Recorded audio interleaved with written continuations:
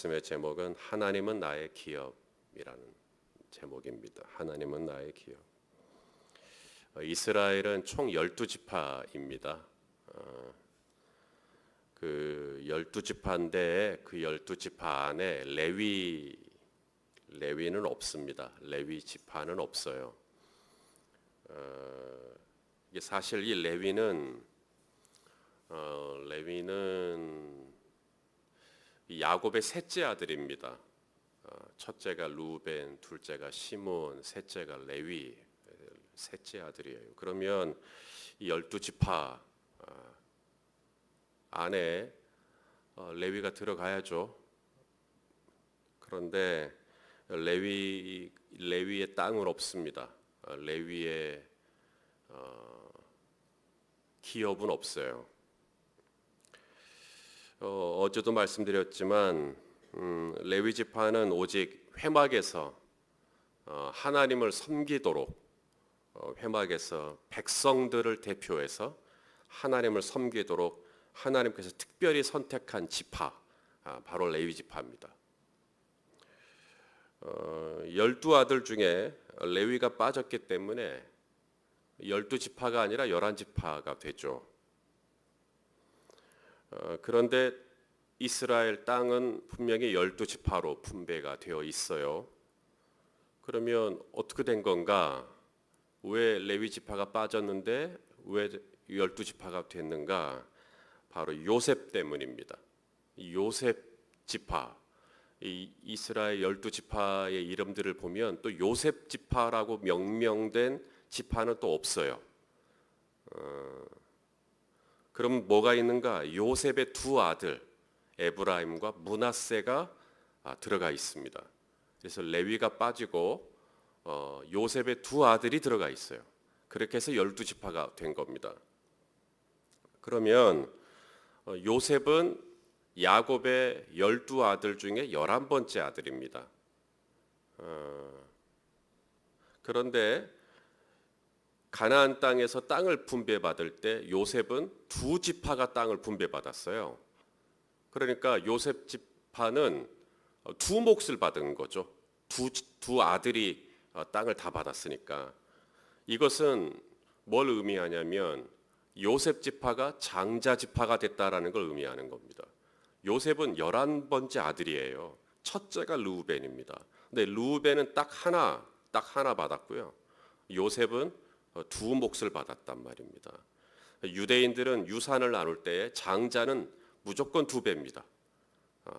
그래서 이 요셉 지파가 두 몫을 받았기 때문에 하나님께서 요셉 지파를 장자로 인정하신다라는 것을 우리가 알 수가 있습니다.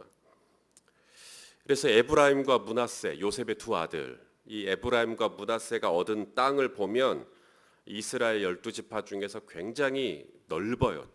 땅이 넓고 비옥하고 굉장히 좋은 땅을 얻습니다. 이스라엘 안에 영적으로 굉장히 중요한 지역인 세겜, 이 세겜이라고 하는 이 땅도 에브라임 지파에 속한 땅입니다. 그렇게 영적인 아주 중요한 위치도 바로 이 요셉 지파가 가지고 있죠. 중요한 것은 지금 오늘 아침에 저희가 보려고 하는 것은 요셉 지파가 아니고 레위 지파입니다. 이 레위 지파는 땅 분배할 때 없어요. 레위 지파는 빠져 있습니다. 레위 지파는 어떤 땅도 속해 있지 않습니다. 왜냐하면 하나님께서 레위 지파는 열애시켜 놨어요. 이 레위 지파는 오직 회막에서 하나님을 섬길 수 있도록, 회막에서 하나님을 봉사할 수 있도록, 그래서 당신을 섬기라고 레위 지파는 따로 구별을 시켜놓고 아예 일절 어떤 기업도 레위 지파에게는 주지 않았습니다. 우리 민수기 8장 11절 말씀을 한번 읽어보겠습니다. 민수기 8장 11절 시작. 아론이 이스라엘 자손을 위하여 레위인을 흔들어 바치는 제물로 여호와 앞에 드릴지니 이는 그들에게 여호와께 봉사하게 하기 위함이라. 이 레위인을 하나님께 제물로 바쳤어요. 하나님께 봉사하도록. 그래서 레위인은 아주 특별한 지파입니다. 하나님께 제물로 드린 그런 지파예요. 아론이. 그래서 이제 이 레위인은 다른 거 안 하고 회막에서 봉사하는 일을 하고 또 제사장들을 도와서 조력하고 협력하는 일을 하는 일이 이제 레위인들이 하는 일이 되는 겁니다. 그래서 레위인들에게는 다른 지파와 달리 제비를 뽑아서 땅을 분배받는 과정 안에서 레위인들은 없습니다. 레위인들은 아예 레위인들은 없어요. 레위인들은 단 한 평의 땅도 받지 않습니다. 그러면 레위인들은 뭘 먹고 살아야 돼요? 레위인들도 뭐 먹고 살아야죠. 사람이니까. 놀라운 말씀을 주십니다. 오늘 본문의 20절 말씀인데요. 자, 민수기 18장 20절 우리 같이 한번 읽겠습니다. 시작. 여호와께서 또 아론에게 이르시되 너는 이스라엘 자손의 땅에 기업도 없겠고 그들 중에 아무 분깃도 없을 것이나 내가 이스라엘 자손 중에 너의 분깃이요 너의 기업이니라. 자, 아론에게 분깃은 없다, 있다. 아론에게 분깃은 없다, 있다. 있다, 있다, 있죠? 누가 분깃이라고 그래요? 하나님이 분깃이라고. 우리가 보이는 물질적인 분깃은 아니라 내가 너의 분깃이 될 거고 내가 너의 기업이 될 거다라고 엄청난 말씀을 하시는 겁니다. 이제 땅이 있어야 너의 기업이고 땅이 있어야 너의 기업이 아니라 땅은 있어도 되고 없어도 되는데 영원하신 하나님, 어제도 계시고 오늘도 계시며 내일도 영원 무궁히 계시는 하나님, 바로 내가 너의 분깃이 될 거고 내가 너의 기업이 되어주겠다. 이것이 아론과 그리고 레위 자손들에게 주신 약속입니다. 이 말이 무슨 말인가? 하나님이 나의 분깃이고 하나님이 나의 기업이고 이게 뭔 말인가? 이 말입니다. 내가 너를 책임져 주겠다. 이 말입니다. 내가 너를 책임져 주겠다는 겁니다. 이 분깃이라 그랬죠. 내가 너의 분깃이다. 이 분깃이란 말이 우리말로는 이제 분깃이라고 번역이 되어 있습니다만은 다른 번역으로 보면 내가 너의 몫이 되겠다. 내가 너의 상급이 되겠다. 내가 너의 보상이 되겠다. 이런 뜻입니다. 그래서 우리 하나님은 어떤 하나님이냐면 나에게 상 주시는 하나님, 나에게 보상하실 수 있는 하나님이라는 것을 우리가 알게 돼요. 너는 나를 섬겨라. 아론과 레위는 나를 섬겨라.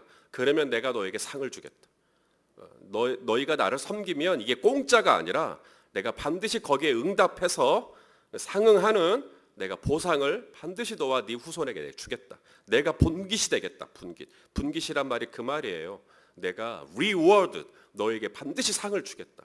반드시 내가 갚아줄 테니까 걱정하지 말고 너는 땅 없다고 울지 말고 기업이 없다고 막 불안해하지 말고 너는 나만 바라봐라. 그러면 내가 너의 분깃이 되어서 너의 모든 필요를 채워주겠다.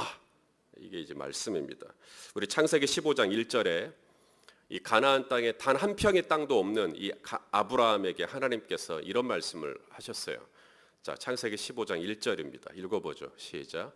이후에 여호와의 말씀이 환상 중에 아브라함에게 임하여 이르시되 아브라함아 두려워하지 마라. 이 땅에 지금 네 것이 없다고 너무 두려워하지 마라. 내가 너의 방패다. 내가 너 이 땅에서 지켜줄게. 그 다음에 내가 너의 지극히 큰 상급이다. 내가 다 갚아줄게. 네가 본토 친척 아비 집을 떠나 이 땅에 지금 왔는데 이제 아무것도 없다고. 아브라함은 아무것도 없거든요. 지금 이제 그 본토 친척 아비 집을 떠나버렸기 때문에 걱정하지 마. 네가 나에게 모든 걸 걸었으니까, 네가 나에게 올인했으니까 나는 너에게 상급을 주겠다. 그게 하나님의 말씀입니다. 그리고 진짜로 주죠. 엄청난 물질도 주시고. 히브리서 11장 6절 말씀, 잘 아는 말씀입니다. 믿음이 없이는 하나님 기쁘시게 할 수 없습니다. 하나님께 나아가는 자들은 반드시 그가 계신 것과 어떤 믿음을 가져야 되냐면 반드시 그가 계시다, 살아계시다. 하나님이 이 믿음 가지셔야 되고요. 또 하나, 자기를 찾는 자들에게 뭘 주신다고요? 보상해 주셔요. 그래서 오늘 이 새벽에 나오신 거잖아요. 여호와 하나님은 새벽에 도우시는 하나님이시니라. 우리가 이런 하나님의 보상, 하나님의 응답, 하나님의 도우심, 하나님의 일하심에 대한 확신이 없으면 우리가 어떻게 새벽을 깨워요? 우리가 어떻게 이 자리에 나와요? 우리 하나님은 내가 새벽을 포기하고 하나님 앞에 나오면 하나님은 반드시 거기에 뭔가 말씀하시고 또 나에게 어떤 것을 주시는 하나님이라는 것을 내가 믿기에, 또 그걸 내가 체험했기에 내가 이 새벽을 하나님 앞에 나오는 거죠. 예수님이 그랬어요. 지극히 작은 자 하나에게 한 것이 곧 누구에게 한 거라고요? 내게 한 거다. 그래서 지극히 작은 형제 중에 하나에게 냉수 한 그릇이라도 대접하면 내가 결단코 상을 잃지 않을 거라고. 왜? 내게 한 거니까. 예수님께 한 거니까. 예수님은 우리에게 상을 주시기를 원하시는 분이신데, 내가 누군가에게 베풀었던 작은 것조차도 주님은 다 기억하신다. 다 기억하신다. 그래서 우리 하나님께는 공짜가 없다. 아멘이십니까? 예, 여러분, 이건 진리입니다. 저도 우리 하나님을 믿고 따른 지 꽤 됐는데요, 우리 하나님 공짜가 없어요. 우리 하나님 반드시 갚아주십니다. 저도 이 말씀으로 얼마나 많은 성도들을 격려해 드린지 몰라요. 제가 아는 한 권사님이, 저희 교회 성도 아니고 제가 아는 한 권사님이 전도여행을 갔는데, 저희랑 같이 전도여행을 갔는데 한 가정에게 적지 않은 헌금을 했어요. 그 가정이 너무 어려우니까, 그런데 당신이 좀 무리하게 하셨는가 봐요. 너무 많이 했어. 그래가지고 이제 이 권사님이 너무 힘들어요. 전도여행 중에 돈이 없어. 너무 이 가정에게 너무 많이 해버렸어. 여러분, 헌금도 좀 적당히 하세요. 그래서 너무 많이 해버려가지고 이 권사님이 이제 중간중간에 뭐 맛있는 것 좀 사 먹고 싶은데 뭘 어떻게 할 수가 없어요. 그래서 약간 우는 소리를 좀 하시더라고요. 그래서 제가 그랬죠. 권사님, 우리 하나님 보상하시는 하나님이십니다. 잠언 말씀에 가난한 자에게 꾸이는 것은 곧 여호와께 빌린 거라고 말씀하시고, 하나님께서 반드시 갚아주실 겁니다.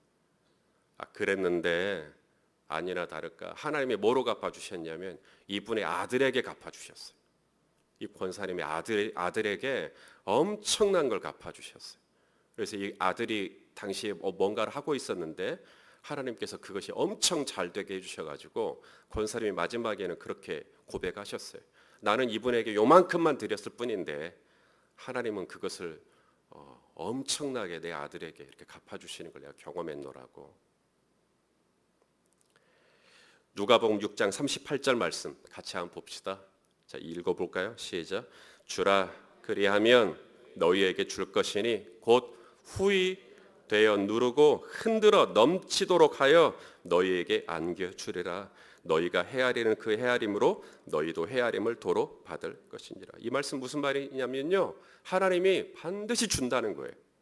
반드시 갚아준다는 거예요. 공짜 없다는 겁니다. 여러분의 자녀들이 복 받아요. 반드시. 그래서 오늘 하나님이 뭘 주신다라고 말씀하시냐면, 이 아론에게 백성들이 가지고 오는 모든 거제물들, 요제물들, 이거 다 너에게 줄게라고 말씀하시는 겁니다. 그리고 제물 중에는 불로 태우는 제물도 있고, 소재 같은 곡물 같은 경우에는 불로 안 태우니까 이 불로 안 태우는 제물들에 대해서는 다 너 가져라고 아론에게 말씀하시는 겁니다.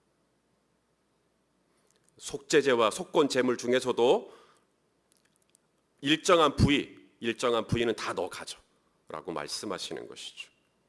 12절, 백성들이 드리는 첫 소산 중에 제일 좋은 기름, 포도주, 곡식 다 너 가져라고 말씀하시는 겁니다. 사람이든 짐승이든 처음 태어나면 다 아론 너에게 주겠다. 근데 사람을 너에게 주면 그 집 같은 경우에는 이제 첫 장자가 태어났어요. 그러면 장녀가 태어날 수도 있고 장자가 태어날 수도 있고, 첫 사람이 태어나면 성전 세겔로 속전을 너에게 드리도록, 그렇게 해서 물질도 채워주겠다는 거예요.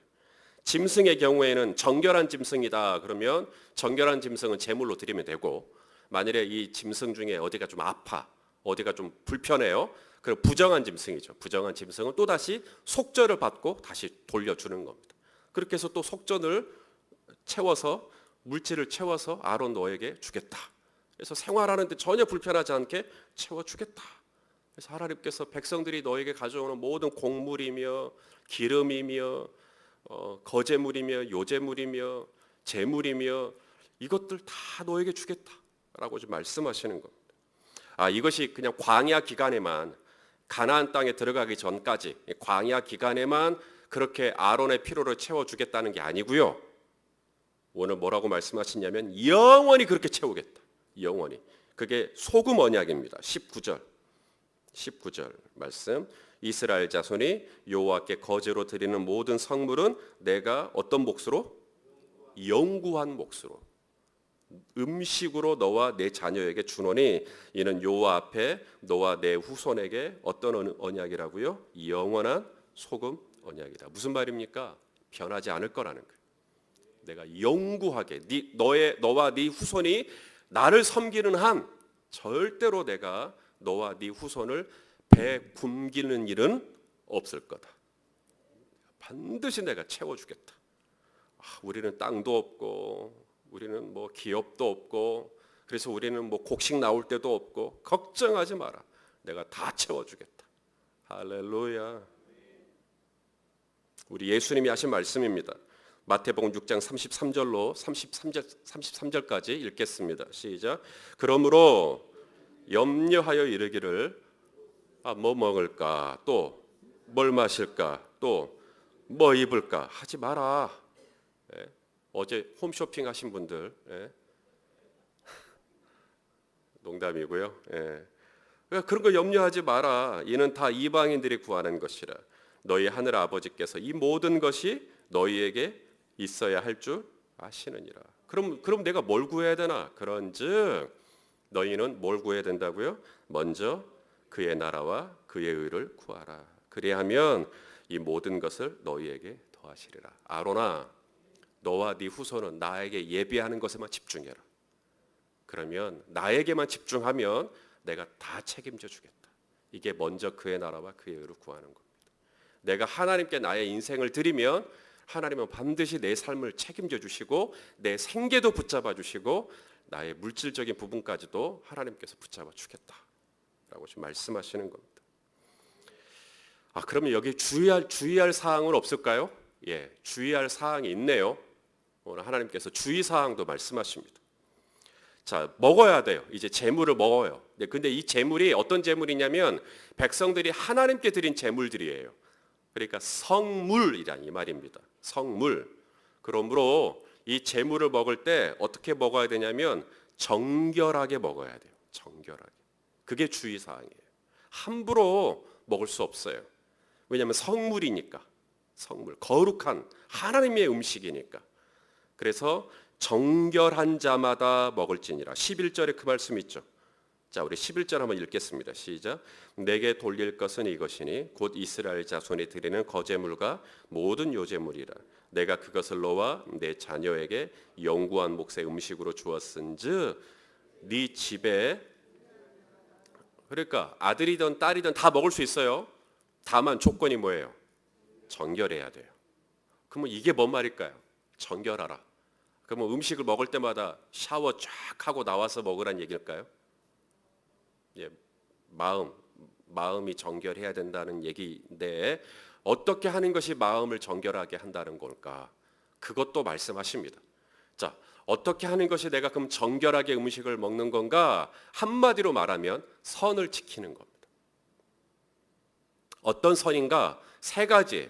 첫째, 장소에 대한 선이 있어요. 장소에 대한 선.